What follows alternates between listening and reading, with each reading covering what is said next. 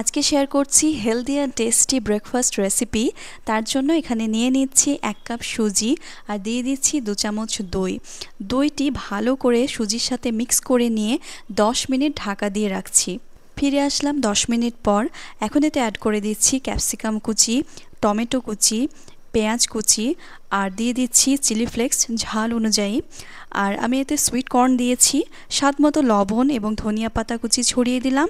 দিয়ে দিচ্ছি room temperature দুধ, খুব ভালো করে মিক্স করে নিচ্ছি।